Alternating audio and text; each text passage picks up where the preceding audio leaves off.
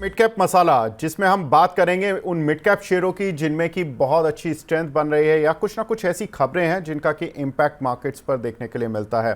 साथ ही अगर देखें तो कुछ एक ऐसे भी शेयर्स हैं जहां पर कि कुछ ना कुछ ऐसी चीज़ें हो रही हैं जो कि डेफिनेटली आपकी जो इन्वेस्टमेंट स्ट्रैटेजी है उसको प्रभावित कर सकती हैं। लेकिन इन सभी मुद्दों पर बात करने के लिए हमारे साथ दूसरे खास मेहमान जुड़ चुके हैं। हमारे साथ जुड़े हैं mister Sameer Dalal, CEO Natwarlal and sons से। Sameer sir, hi, good morning sir, thank you very much for precious time sir.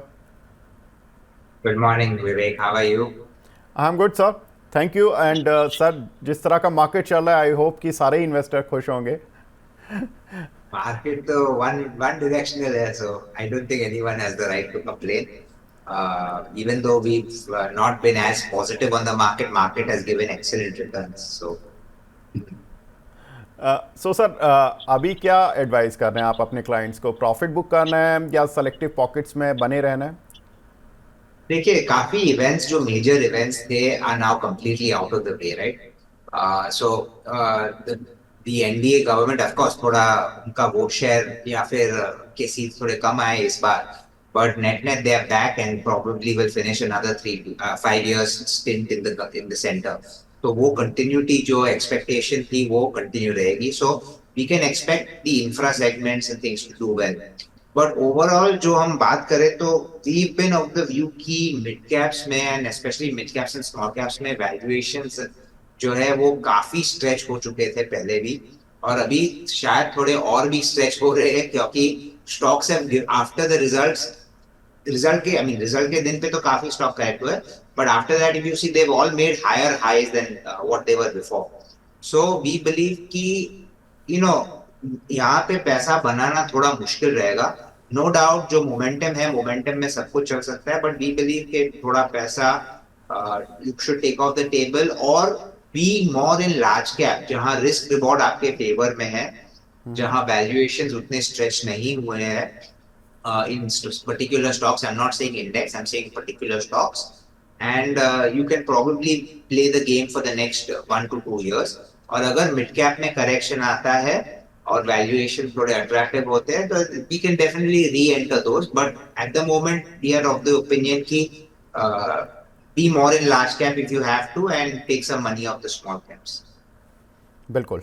तो सर ने अपनी राय बता दी है कि किस तरह से आपको मार्केट में अब स्ट्रैटेजी बनानी है। लेकिन कुछ एक इंटरेस्टिंग फैक्ट जिनकी हम बात कर रहे थे, जनरली हम यही जानने की कोशिश करते हैं कि एफआईज क्या खरीद रहे हैं, क्या बेच रहे हैं। कुछ एक डेटा मिला जिस पर हम शेयर करना चाहते हैं। कुछ एक छोटे शेयर्स पर जो कि बड़े इन्वेस्टर फ्रेंडली भी हैं और लोग उनको ट्रैक भी कर रहे हैं। वोडाफोन आइडिया, जहां पर कि एफआईज की होल्डिंग दिसंबर में 2.27% थी। हालांकि इन्होंने अभी एफपीओ लेकर आए, इसलिए इनकी जो मई में एफआईज की होल्डिंग हो गई है कंपनी में वो 12.13% हो गई है। येस बैंक में भी मई की होल्डिंग करीब 28.42 हो गई है, 23.79 से बढ़कर। रिलायंस पावर, यहाँ पर भी होल्डिंग अच्छा खासा बढ़ा है। एफआईज का करीब 5% स्टेक उन्होंने बढ़ाया। पटेल इंजीनियरिंग में भी एफआईज की होल्डिंग काफ़ी तेज़ी से बढ़ी है, करीब 4 गुना तक हुई है। अप्रैल की उनकी होल्डिंग उन्होंने दी है। Ujjivan small finance Bank, IB Real Estate, Genus Power, Sterlite Tech, Lemon Tree, इन सभी में एफआईज की होल्डिंग बढ़ रही है। समीर सर, पहले मैं 3 शुरुआत में काउंटर लेता हूँ। वोडाफोन आइडिया, येस बैंक और रिलायंस पावर, इन तीनों में एफआईज का पार्टिसिपेशन बढ़ा है। आई अंडरस्टैंड कि उन्होंने ओपन मार्केट से सारे ही शेयर नहीं खरीदे, सारी कंपनीज के, कुछ एक फंड रेजिंग हुई है, उसकी वजह से ऑफ कोर्स इम्पैक्ट आया। आप किसी पर्टिकुलर काउंटर को देख रहे हैं कि एफआईज आ रहे हैं, चलिए ठीक है, मिड कैप स्मॉल कैप की तरफ भी अब वो अट्रैक्ट हो रहे हैं?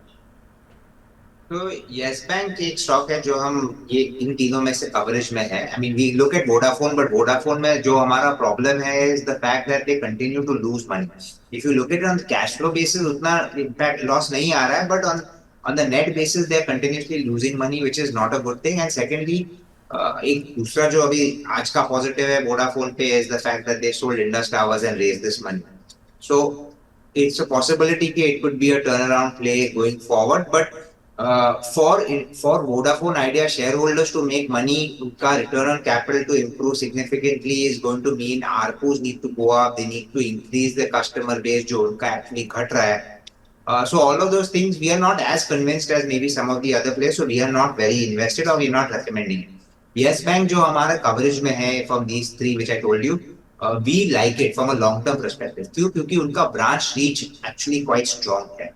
उनका जो बीच में प्रॉब्लम आया था because of which further lending had been reduced, what had जो हुआ था was the fact that these branches are not being sweat, so they were not operating at full utilization or generating the kind of revenue and profitability that they should have been generating.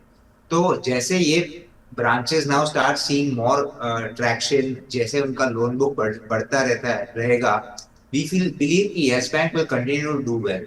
Yes Bank में बड़े private equity investors ने भी 14 rupees में invest किया हुआ था। It's of course now I think almost 1.5 year या may be 2 years बैक, I don't know the exact date, but it's काफी समय हो चुका है। And what we have seen is जो उनका प्रॉब्लम ऑफ फंडिंग रिक्वायरमेंट्स था वो that has been sorted out, that has been removed. And going forward, we believe कि as the bank continues to leverage its balance sheet and grow its book, the bank can probably re-rate. तो हम लोग short term play नहीं है yes bank. Yes bank is probably a 2 to 3 year play. But one can make an investment in yes bank from a 2 to 3 year perspective. Okay. अगर correct होता है 18-20 के बीच में आता है तो we are very strong buyers at 23-25 also we would say it's interesting buy, but returns will be slightly lower if हमारा 3 साल का target price is about $50, so we are talking of doubling in 3 years which is actually very good. But अगर if you get it at lower price your returns can be significantly better. Reliance power पे no coverage. बिल्कुल। मैं Sameer sir के बारे में बता देता हूं कि सर ने आरबीएल बैंक 86-90 रुपीज़ पर दिया था, जिस समय पर बहुत सारे लोग उस पर्टिकुलर शेयर से दूर हो रहे थे। उस समय पर सर ने बताया था कि ये 3 डिजिट में दोबारा लौटेगा और अच्छे से लौटेगा। And look at RBL bank now, बहुत ही शानदार रिटर्न्स मिले हैं। सर रिलायंस पावर पर भी काफ़ी सारे क्वेश्चंस आते हैं। रिटेल कुछ ज़्यादा अट्रैक्ट हो रहा है पावर सेक्टर की तरफ, बिकॉज इसने रिटर्न बहुत अच्छे दिए हैं। 2-3 रुपये आ गया था ये शेयर, अब 10 गुना हो गया है। How do you see Anil Ambani group shares, specially Reliance power sir? तो जैसे मैंने कहा रिलायंस पावर कवरेज में नहीं है, बट जो न्यूज मार्केट में फैल रही है कि it is a take over target and the probability is one of the larger corporate groups in India is looking to take over, probably the largest corporate group in India is looking to take over, which is not his brother. तो आपको rough idea आ जाएगा कि who that group is. And अगर वो ले लेती है, so assets of the company अच्छे हैं. It's not कि they don't have good assets. The problem was कि they were not able to run their assets properly at the एक टाइम पे leverage बहुत ज्यादा high था. तो जैसे वो सब problems resolve होते जाएंगे, शायद company can do well, but मेरे पास एक्टिव कवरेज नहीं है।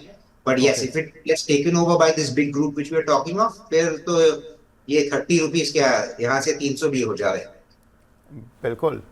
तो ये टेक ओवर कैंडिडेट है और इस समय मार्केट में जो र्यूमर है, buy the rumour sell the news, तो इस समय र्यूमर मार्केट में ये है कि रिलायंस पावर एक टेक ओवर कैंडिडेट बना हुआ है। सर नेक्स्ट कैटेगरी में बढ़ते हैं, पटेल इंजीनियरिंग।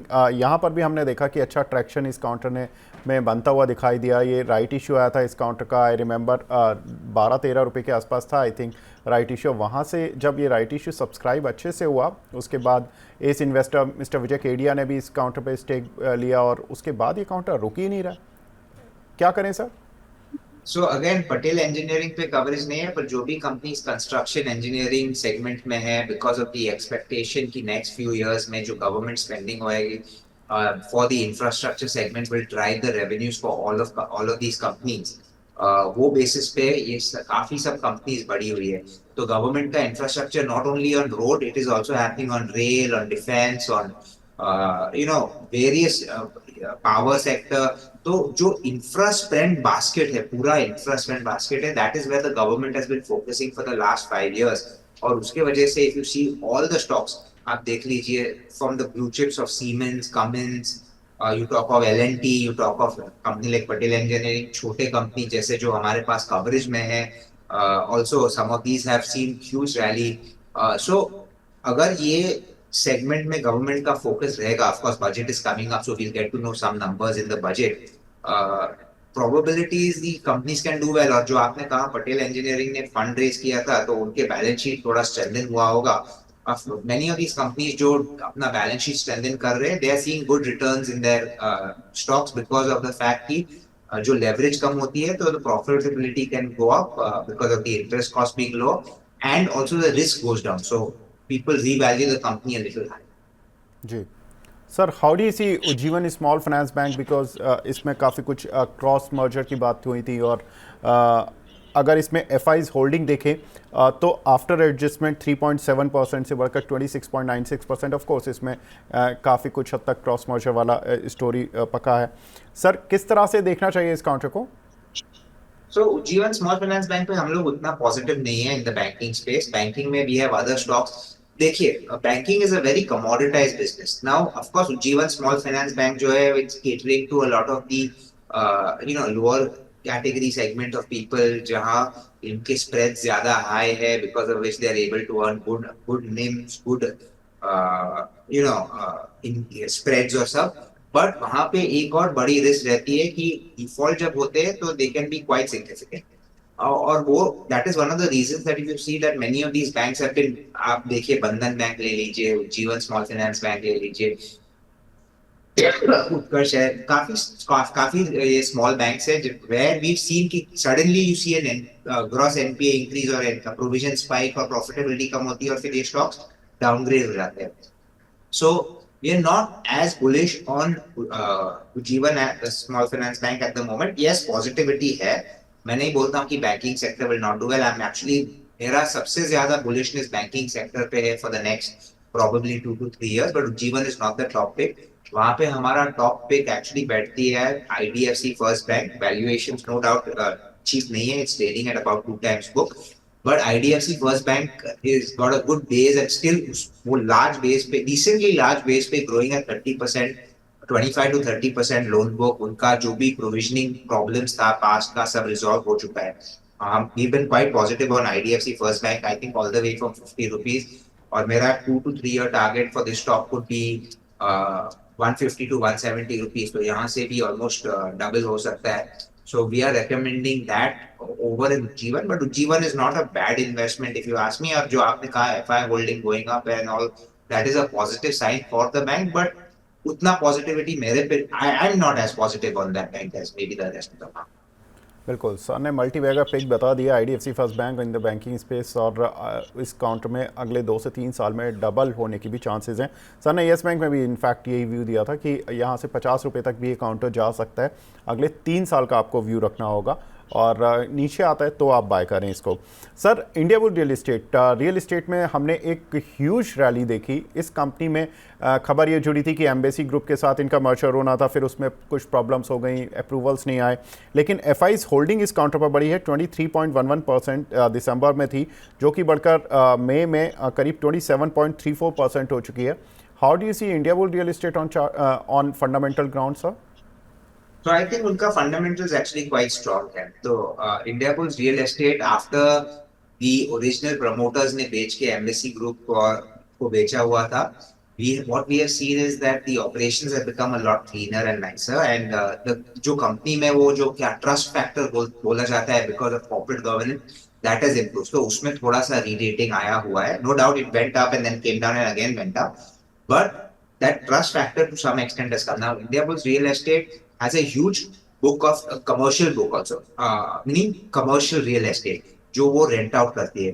और बॉम्बे में rentals have actually started going up quite significantly both for residential and commercial। तो commercial में जो बढ़ रहा है, yes, वहाँ का उसका benefit आ रहा है Indiabulls Real Estate। That apart, जो उनके जो projects incomplete थे वो अभी complete होने लगे हैं, and they are getting the sales realizations and revenues and profitability from all of these various projects, and that is leading to the positivity। Going forward also, अभी क्या हुआ है with RERA being in place, many of these large developers are getting bigger land chunks which were originally not coming to them। छोटे छोटे developers बन रहे थे जो अगर मेरे पास समझो कि 15 एकड़ का लैंड किधर पड़ा हुआ था, तो I would start developing it my self. That is become very increasingly more difficult. और क्या हो रहा है, these larger groups are now getting either JVs or even buying out these projects क्योंकि competition has reduced because of this। So उनका sales, actually they are able to do marketing better, sales better, and all of those things better। So Indiabulls Real Estate also is one of those larger players which will continue to do well। Of course, real estate sector is has done it, अभी काफी अच्छा किया हुआ है।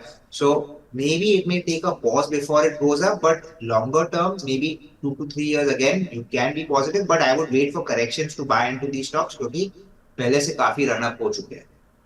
बिल्कुल, तो India bull real estate long term के लिए अच्छा है, लेकिन थोड़ा सा करेक्शन आता है तभी समीर सर इसको बाय करने का रिकमेंड करना चाहेंगे. एक कॉलर भी हमारे साथ जुड़े हैं, mister Om Prakash from Pune. Mister Prakash, hi, good morning, thank you very much हमसे जुड़ने के लिए. सर पूछिए अपना सवाल प्लीज़. जी गुड मॉर्निंग सर. सर मेरे पास इंडस टावर के शेयर है, 338 के भाव पे है 100 शेयर, तो जी. उसकी चाहिए था, क्या करना चाहिए? बिल्कुल, बहुत ही इंटरेस्टिंग डे पर आपने सवाल पूछा है. समीर सर, इंडस टावर में आज जो ब्लॉक डील हुई है, how do you see Indus tower deal with Vodafone, क्योंकि वोडाफोन पीएलसी ने अपना स्टेक बेचा है, it's not Vodafone Idea. So how do you see both the counters of? So Vodafone Idea is also going to be selling its stake, so that is also going to come in the market. Okay. I'm sure it's going to happen soon, sooner rather than later. But having said all of that, Indus Towers पे हम लोग थोड़ा positive view रख सकते हैं because we have given government ने very clear mandate दिया है कि तीन telecom companies यहाँ पे sustain रहेंगे इंडिया में. Vodafone will probably be the weakest of all of three, but Jio, Bharti जो अपना एयरटेल है और वोडाफोन. अभी if you look at the tower business, for them जो उनका एक टावर बनता है उनका ब्रेक इवन होता है if you have 2 users. The profitability comes when a third user gets added to a tower. और इंडस टावर में अगर अभी आप देखेंगे तो काफी वैसे टावर है जहां पे 2 यूजर्स है. कोई टावर पे 1 भी है, but that will also change. और जैसे ज्यादा टावर्स यूटिलाइजेशन रहेंगे, we will see the profitability going up. Operating leverage काफी स्ट्रांग है क्योंकि जो भी कॉस्ट है वो अपफ्रंट कैपिटल कॉस्ट होती है. और ये कंपनी डेट फ्री है, ऑलमोस्ट डेट फ्री है या फिर डेट फ्री है. I am not seeing the exact recent number, but they have almost no debt, or they have no debt on their books. So when you have a company which has all this assets set in place, और जो revenue flow आने वाला है is going to continuously increase, the profitability will keep increasing. दूसरा point Indus tower पे why I'm positive is जो 5G launch will launch over the next few years. Apart from 4G, you will also have the 5G connectivity. So that also adds to an increased cost. And even though it's not a new user added, अगर say Airtel is paying, I'm just giving an example, 25,000 rupees for use of a tower in a month. To add the 5G connectivity, they have to give another 7,000 or 8,000 rupees. So that becomes an added revenue stream without really adding too much cost for Indus Tower. तो उनका operating leverage बढ़ेगा. So from that point of view, Indus Tower is a good investment long term. अभी जो Vodafone का problem था, that is out of the way, because of which we've seen the stock has actually given a good rally. But Indus Tower, अगर आप if you are willing to hold for a longer period of time, I think आपको return अच्छे मिलेंगे, तो stay invested.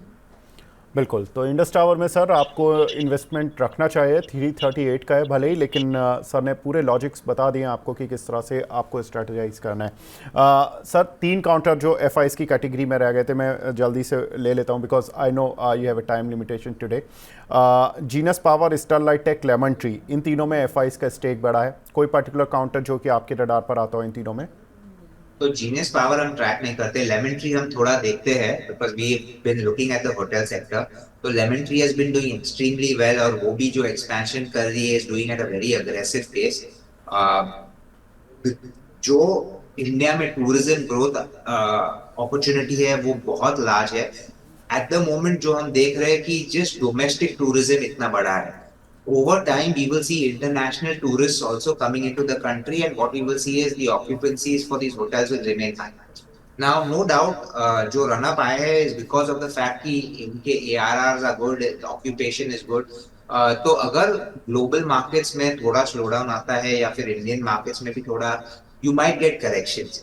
But longer term, the travel tourism industry is going to do well. Hotel businesses are going to do well क्योंकि उनका operating business model काफी change हो चुका है, जहां they work on management contracts, तो उनका उतना leverage books पे नहीं रहता है. And for every rupee of revenue that they generate for these various hotels, we believe that they will get a good share. अगर आप देखें तो across the board, be it Indian hotels, be it Lemon Tree, be it ASK Park, AS Park, be it Sayaji Hotel जो हमारे coverage में है, many of these hotels are working on Royal Orchid are working on pure management contracts, which is a very good part of the business model, and we feel that will do well over the next 3 to 5 years. उनका operating leverage and also the increased tourism within India and from overseas will drive this business. So stay invested. Correction आएगा तो ज़्यादा नहीं.